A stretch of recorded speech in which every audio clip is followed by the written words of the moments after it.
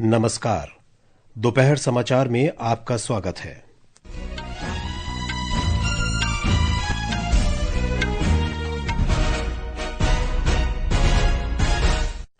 प्रधानमंत्री नरेंद्र मोदी ने कहा, महाकुंभ ने उभरते भारत और विविधता में एकता की भावना को दर्शाया। विदेश मंत्री एस जयशंकर ने शक्ति असंतुलन को रोकने के लिए निष्पक्ष और मजबूत अंतर्राष्ट्रीय व्यवस्था का आह्वान किया। महाराष्ट्र के मुख्यमंत्री देवेंद्र फडणवीस ने कहा, नागपुर हिंसा पूर्व नियोजित लगती है, नागरिकों से कानून और व्यवस्था बनाए रखने की अपील की। गजा पट्टी में इजरायल के लगातार हवाई हमलों में कम से कम 200 लोग मारे गए, संघर्ष विराम वार्ता विफल। अंतरिक्ष यात्री सुनीता विलियम्स और बुच विल्मोर ने अंतर्राष्ट्रीय अंतरिक्ष स्टेशन पर 9 महीने तक फंसे रहने के बाद पृथ्वी के लिए वापसी यात्रा शुरू की। और कबड्डी विश्व कप में भारतीय पुरुष और महिला टीमें आज इंग्लैंड के वॉल्वरहैम्पटन में अपने ग्रुप मैच खेलेंगी। दोपहर समाचार के साथ मैं विशाल शर्मा। प्रधानमंत्री नरेंद्र मोदी ने कहा है कि प्रयागराज में आयोजित महाकुंभ ने उभरते भारत की भावना को प्रतिबिंबित किया है और पूरे विश्व ने देश की शक्ति को देखा है।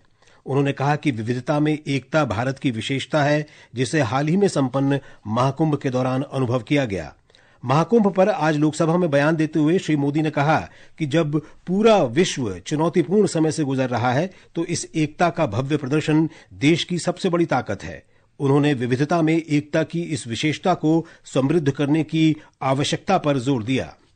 अनेकता में एकता भारत की विशेषता है, ये हम हमेशा कहते आए हैं, ये हमने हमेशा महसूस किया है और इसी के विराट रूप का अनुभव हमने प्रयागराज महाकुंभ में किया है। हमारा दायित्व है कि अनेकता में एकता की इसी विशेषता को हम निरंतर समृद्ध करते रहें। जल संरक्षण के महत्व पर प्रकाश डालते हुए प्रधानमंत्री ने कहा कि भारत में कई नदियां हैं और उनमें से कुछ खतरे में हैं। महाकुंभ से हमें अनेक प्रेरणाएं भी मिली हैं। हमारे देश में इतनी सारी छोटी बड़ी नदियां हैं, कई नदियां ऐसी हैं जिन पर संकट भी आ रहा है। कुंभ से प्रेरणा लेते हुए हमें नदी उत्सव की परंपरा को नया विस्तार देना होगा। प्रधानमंत्री ने कहा कि इस ऐतिहासिक आयोजन ने भारत की क्षमता के बारे में कुछ लोगों में संदेह को दूर कर दिया है। उन्होंने कहा कि इस ऐतिहासिक आयोजन ने देशवासियों को बहुत प्रेरणा दी है, क्योंकि इसका नेतृत्व स्वयं लोगों ने किया था। और अब संसद में इस समय हमारे संवाददाता भूपेंद्र सिंह मौजूद हैं। आइए उनसे और जानने की कोशिश करते हैं कि प्रधानमंत्री ने क्या कहा। भूपेंद्र, आज प्रधानमंत्री ने प्रयागराज महाकुंभ को लेकर संसद में वक्तव्य दिया है। क्या प्रमुख बातें रहीं प्रधानमंत्री के वक्तव्य की, और उसके बाद जो विपक्ष का जो हंगामा देखने को मिला उसकी क्या वजह रही? जी विशाल, इस समय राज्यसभा में स्वास्थ्य मंत्रालय के कामकाज पर चर्चा चल रही है। इससे पहले वित्त मंत्री निर्मला सीतारमण ने मणिपुर बजट और विनियोग विधेयक पर राज्यसभा में चर्चा का जवाब दिया।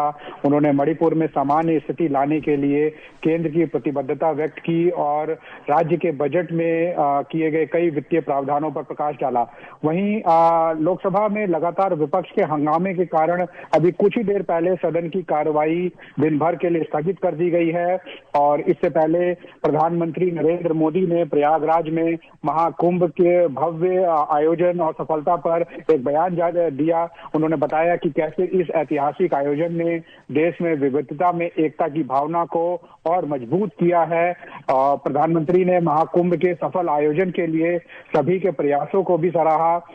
श्री मोदी के बयान के पूरा होने के बाद विपक्ष ने सदन में हंगामा किया। इसके कारण सदन को दोपहर 1 बजे तक के लिए स्थगित कर दिया गया।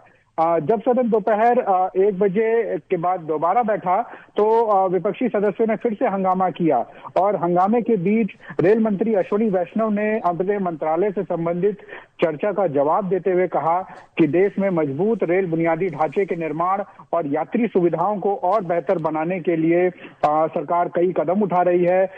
उन्होंने इस बात पर भी प्रकाश डाला कि भारत अन्य देशों को रेलवे उपकरण और कोच भी निर्यात कर रहा है, जो कि एक बड़ी उपलब्धि है। विशाल, मैं ये भी बताना चाहूंगा कि इससे पहले दोनों सदनों में शून्यकाल और प्रश्नकाल के दौरान कई अहम मुद्दों पर संसद सदस्यों ने अपनी बात रखी और सरकार की तरफ से संबंधित मंत्रियों ने इसके जवाब दिए। और लोकसभा में डीएमके सांसदों ने संसदीय और विधानसभा क्षेत्रों के प्रस्तावित परिसीमन के मुद्दे को लेकर सदन से वॉकआउट किया है। जी विशाल। जी भूपेंद्र, धन्यवाद इस विस्तृत जानकारी के लिए। रुक करते हैं अगली खबर का। विदेश मंत्री सुब्रमण्यम जयशंकर ने निष्पक्ष और मजबूत अंतर्राष्ट्रीय व्यवस्था की आवश्यकता पर जोर दिया है। उन्होंने दुनिया में बदलते शक्ति संतुलन को मान्यता दिए जाने का आग्रह किया।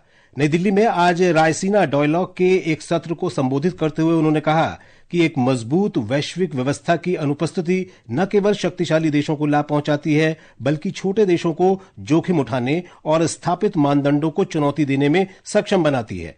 श्री जयशंकर ने कश्मीर पर पाकिस्तान के अवैध कब्जे का उल्लेख करते हुए भारत की संप्रभुता और क्षेत्रीय अखंडता का उल्लेख किया। The longest standing illegal presence, occupation of a territory by another country pertains to India. What we saw in Kashmir. Now we went to the UN. What was an invasion was made into a dispute. So the attacker and the victim were put on par. Who were the culpable parties? UK, Canada, Belgium, Australia, USA. America की राष्ट्रीय खुफिया निदेशक तुलसी Gabbard ने Raisina dialogue में निमंत्रण के लिए प्रधानमंत्री नरेंद्र मोदी के प्रति आभार व्यक्त किया है।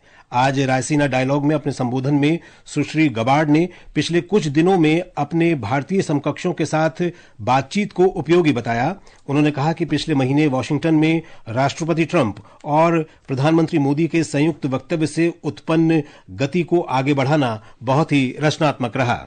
ये समाचार हमारी वेबसाइट www.newsonair.gov.in और हमारे न्यूज ऑन एआईआर ऐप पर भी उपलब्ध हैं। दोपहर समाचार में आपका फिर स्वागत है। महाराष्ट्र में नागपुर के महाल इलाके में कल शाम दो गुटों के बीच तनाव पैदा हो गया। धार्मिक प्रतीकों की कथित तौर पर तोड़फोड़ की अफवाहों के बाद दो समूहों के बीच सांप्रदायिक तनाव के कारण पथराव और वाहनों में आगजनी की घटनाएं हुई। हमारे संवाददाता ने बताया है कि अब स्थिति नियंत्रण में है। नागपुर पुलिस आयुक्त डॉक्टर रविंदर सिंघल ने मध्य नागपुर के हिंसा प्रभावित महाल क्षेत्र सहित शहर पुलिस क्षेत्राधिकार के तहत नागपुर के 11 क्षेत्रों में कर्फ्यू लगा दिया है। पालक मंत्री चंद्रशेखर बावनकुळे ने भी आज सुबह हिंसा प्रभावित क्षेत्रों का निरीक्षण किया। मीडिया से बातचीत करते हुए उन्होंने बताया कि पथराव के दौरान करीब 33 पुलिसकर्मी घायल हुए, जबकि 5 लोग भी घायल हुए हैं। शहर के मध्य क्षेत्र में करीब 45 वाहन जला दिए गए। नागपुर पुलिस ने इस घटना में 48 लोगों को हिरासत में लिया है। बावनकुळे ने कहा कि नागपुर शहर में कानून व्यवस्था की स्थिति नियंत्रण में है। धनंजय वानखेड़े, आकाशवाणी समाचार, नागपुर। इस बीच महाराष्ट्र के मुख्यमंत्री देवेंद्र फडणवीस ने राज्य के नागरिकों से कानून व्यवस्था बनाए रखने और सभी धर्मों और समुदायों के प्रति सम्मान बनाए रखने की अपील की है। नागपुर की घटना के बारे में विधानसभा में उन्होंने कहा कि नागपुर में हुई हिंसा पूर्व नियोजित प्रतीत होती है। उन्होंने आश्वासन दिया कि पुलिसकर्मियों पर हमला करने वालों के खिलाफ सख्त कार्रवाई की जाएगी। मुख्यमंत्री ने कहा कि घटना के संबंध में 5 मामले दर्ज किए गए हैं और 11 पुलिस थाना क्षेत्रों में कर्फ्यू लगा दिया गया है। उन्होंने ये भी कहा कि क्षेत्र में राज्य रिजर्व पुलिस बल की 5 बटालियन तैनात की गई हैं। केंद्रीय मंत्री प्रहलाद जोशी ने कहा है कि नागपुर हिंसा में शामिल लोगों के खिलाफ महाराष्ट्र सरकार कार्रवाई करेगी। आज संसद भवन के बाहर पत्रकारों से बातचीत में उन्होंने कहा कि राज्य सरकार स्थिति से बेहतर तरीके से निपट रही है। ठाणे से शिवसेना के सांसद नरेश महस्के ने कहा कि हिंसा की घटना के पीछे विपक्ष की साजिश है। दिल्ली उच्च न्यायालय ने दिल्ली के कानून मंत्री कपिल मिश्रा के खिलाफ निचली अदालत की कार्यवाही पर रोक लगाने से इंकार कर दिया है। उन पर 2020 के विधानसभा चुनावों के दौरान आपत्तिजनक बयान देने और आदर्श आचार संहिता के उल्लंघन का आरोप है। मामले की अगली सुनवाई 19 मई को होगी। गजा पट्टी पर इसराइल के ताजा हवाई हमलों में महिलाओं और बच्चों सहित 200 से अधिक फिलिस्तीनी मारे गए हैं। गजा के स्वास्थ्य मंत्रालय के अनुसार यह हमला इसराइल और हमास के बीच संघर्ष विराम वार्ता के जनवरी में विफल होने के बाद अब तक का सबसे बड़ा हवाई हमला है। इस्राएली सुरक्षा बलों और सुरक्षा एजेंसी ने हमलों की पुष्टि की है। उन्होंने बताया कि इस हमले में हमास के ठिकानों को निशाना बनाया गया। इस्राएल के प्रधानमंत्री बेंजामिन नेतन्याहू ने कहा है कि युद्ध विराम समझौते पर कोई सहमति नहीं बन पाने की वजह से उन्होंने इन हमलों का आदेश दिया। दूसरी ओर हमास ने नेतन्याहू की आलोचना करते हुए कहा है कि उन्होंने युद्ध विराम समझौते का उल्लंघन करके बंधकों की जान खतरे में डाली है। ये समाचार आकाशवाणी से प्रसारित किए जा रहे हैं।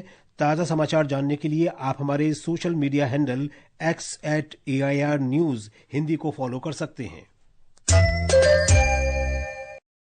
अमेरिका की अंतरिक्ष एजेंसी नासा ने कहा है कि 9 महीने से अधिक समय से अंतरिक्ष स्टेशन पर फंसे बुच विल्मोर और सुनीता विलियम्स आज रात पृथ्वी पर लौट आएंगे। ड्रैगन अंतरिक्ष यान दोनों को लेकर कल सुबह 3:27 पर पृथ्वी पर उतरेगा। नासा की ओर से जारी आधिकारिक बयान में कहा गया है कि ड्रैगन अंतरिक्ष यान को पृथ्वी पर वापसी के लिए तैयार किया जा रहा है। यान के लिए स्थितियां भी अनुकूल है। संभावना है कि ये यान दोनों अंतरिक्ष यात्रियों को लेकर फ्लोरिडा तट के पास समुद्र में उतरेगा। इसके अलावा ड्रैगन अंतरिक्ष यान नासा के 2 अंतरिक्ष यात्रियों निक हेग और रूसी अंतरिक्ष यात्री अलेक्जेंडर गोर्बुनोव को भी वापस लेकर आएगा। लोकसभा अध्यक्ष ओम बिरला ने कहा है कि विधायकों को प्रभावी जनप्रतिनिधि बनने के लिए उन्हें संविधान के प्रावधानों के साथ साथ सदन के नियमों और प्रक्रियाओं का व्यापक जानकारी होनी चाहिए। दिल्ली विधानसभा के नवनिर्वाचित सदस्यों के लिए आज नई दिल्ली में आयोजित 2 दिवसीय प्रशिक्षण कार्यक्रम का उद्घाटन करते हुए उन्होंने कहा कि विधायकों को सदन की चर्चाओं में सक्रिय रूप से भाग लेना चाहिए और गतिरोध से बचना चाहिए। श्री बिरला ने कहा कि असहमति को सार्थक संवाद के माध्यम से गरिमापूर्ण तरीके से व्यक्त किया जाना चाहिए। संसदीय लोकतंत्र में विपक्ष की भूमिका सकारात्मक और रचनात्मक होनी चाहिए। मुख्य निर्वाचन आयुक्त ज्ञानेश कुमार आज नई दिल्ली में गृह मंत्रालय और विधायी विभाग के सचिवों और भारतीय विशिष्ट पहचान प्राधिकरण के मुख्य कार्यकारी अधिकारी के साथ बैठक करेंगे। बैठक में आधार पहचान संख्या को मतदाता पहचान पत्र से जोड़ने पर चर्चा होगी। रेलवे ने पिछले 10 वर्षों में 5 लाख नौकरियां दी हैं और 1 लाख से अधिक नौकरियों के लिए भर्ती प्रक्रिया चल रही है। रेल मंत्री अश्विनी वैष्णव ने कहा है कि भारतीय रेलवे अच्छी वित्तीय स्थिति में है और सरकार इसे अधिक बेहतर बनाने के लिए काम कर रही है। श्री वैष्णव ने रेल मंत्रालय के कामकाज पर लोकसभा में चर्चा का जवाब देते हुए आज ये बात कही। कांग्रेस की वरिष्ठ नेता सोनिया गांधी ने आज महात्मा गांधी राष्ट्रीय ग्रामीण रोजगार गारंटी अधिनियम मनरेगा योजना के तहत न्यूनतम मजदूरी में वृद्धि की मांग की। राज्यसभा में शून्यकाल के दौरान उन्होंने इस मुद्दे को उठाते हुए सरकार पर इस योजना को कमजोर करने का आरोप लगाया। उन्होंने कहा कि इस रोजगार गारंटी योजना के लिए बजट आवंटन 86,000 करोड़ रुपए पर स्थिर बना हुआ है। उन्होंने मांग की कि इस योजना का विस्तार करने और न्यूनतम मजदूरी बढ़ाने के लिए पर्याप्त वित्तीय प्रावधान किए जाने चाहिए। और अब खेल खबरें। कबड्डी विश्व कप में आज भारतीय पुरुष और महिला टीमें इंग्लैंड के वॉल्वरहैम्पटन में अपने अपने ग्रुप मैच खेलेंगी। भारतीय समयानुसार आज शाम 5:30 बजे महिला टीम का मुकाबला ग्रुप डी में वेल्स से होगा, जबकि ग्रुप बी में पुरुष टीम का मुकाबला स्कॉटलैंड से रात 10:30 बजे होगा। मौसम विज्ञान ने आज उत्तरी आंतरिक ओडिशा में अलग अलग स्थानों पर लू चलने की आशंका व्यक्त की है। मौसम विभाग ने तटीय गुजरात, कोंकण, गोवा और उत्तरी आंतरिक कर्नाटक के स्थानों पर पूरे दिन गर्म और उमस भरे मौसम का अनुमान व्यक्त किया है। विभाग ने आज पूर्वोत्तर राज्यों में गरज के साथ बारिश होने और बिजली गिरने का पूर्वानुमान लगाया है। और अब अंत में मुख्य समाचार एक बार फिर। प्रधानमंत्री नरेंद्र मोदी ने कहा, महाकुंभ ने उभरते भारत और विविधता में एकता की भावना को दर्शाया। विदेश मंत्री सुब्रमण्यम जयशंकर ने शक्ति असंतुलन को रोकने के लिए निष्पक्ष और मजबूत अंतर्राष्ट्रीय व्यवस्था का आह्वान किया। महाराष्ट्र के मुख्यमंत्री देवेंद्र फडणवीस ने कहा, नागपुर हिंसा पूर्व नियोजित प्रतीत होती है। नागरिकों से कानून और व्यवस्था बनाए रखने की अपील की। गजा पट्टी में इस्राएल के लगातार हवाई हमलों में कम से कम 200 लोग मारे गए। संघर्ष विराम वार्ता विफल। अंतरिक्ष यात्री सुनीता विलियम्स और बुच विल्मोर ने अंतर्राष्ट्रीय अंतरिक्ष स्टेशन पर 9 महीने तक फंसे रहने के बाद पृथ्वी के लिए वापसी यात्रा शुरू की। और कबड्डी विश्व कप में भारतीय पुरुष और महिला टीमें आज इंग्लैंड के वॉल्वरहैम्पटन में अपने ग्रुप मैच खेलेंगी। इसके साथ ही दोपहर समाचार का ये अंक समाप्त हुआ। नमस्कार।